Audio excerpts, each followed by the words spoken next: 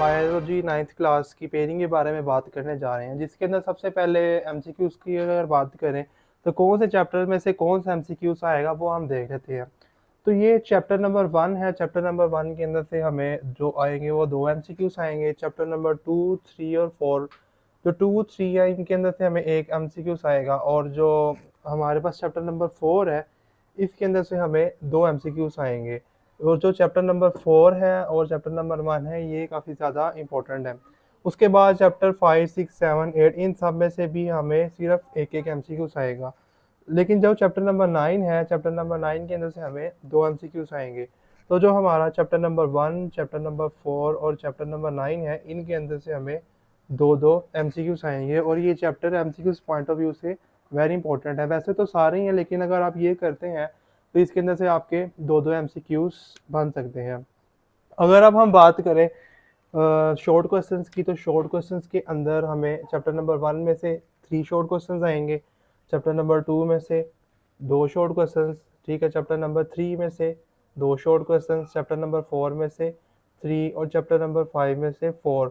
Chapter number 5 में से 4 short questions आ रहे हैं, मींस के जो चैप्टर नंबर 5 है ये काफ़ी ज़्यादा इंपॉर्टेंट है शॉर्ट क्वेश्चंस के पॉइंट ऑफ व्यू से।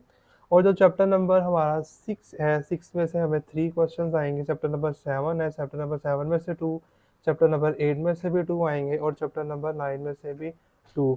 चैप्टर नंबर जो 4 है वो भी शॉर्ट क्वेश्चन व्यू से बहुत ज़्यादा इंपॉर्टेंट है। लेकिन जो एक हमें शॉर्ट क्वेश्चन आएगा जो आपकी बुक के अंदर डेंगू फीवर वाला जो टॉपिक है उसके अंदर से आपको एक शॉर्ट क्वेश्चन लाजमी आ सकता है, या आप उसको देख सकते हैं, पढ़ लेंगे तो आपको वहाँ से क्लियर हो जाएगा। अगर अब हम लॉन्ग क्वेश्चंस की बात करें तो लॉन्ग क्वेश्चंस आपको पता है कि 3 पोर्शंस आते हैं, क्वेश्चन नंबर 5, 6 और 7, ए बी पार्ट। जो चैप्टर क्वेश्चन नंबर 5 है उसका जो ए पार्ट है वो चैप्टर नंबर 1 में से बनेगा, और जो बी पार्ट है वो बनेगा चैप्टर नंबर 4 में से।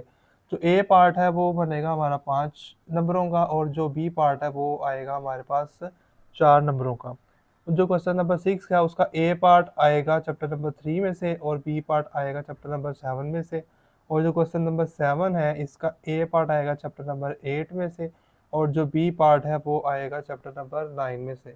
तो इस तरह 5 और 4 मिला के 9, और इसी तरह से 5 और 4 9। तो जब हम लोगों को मल्टीप्लाई करेंगे तो हमारे पास टोटल 18 मार्क्स के लॉन्ग क्वेश्चन आएंगे।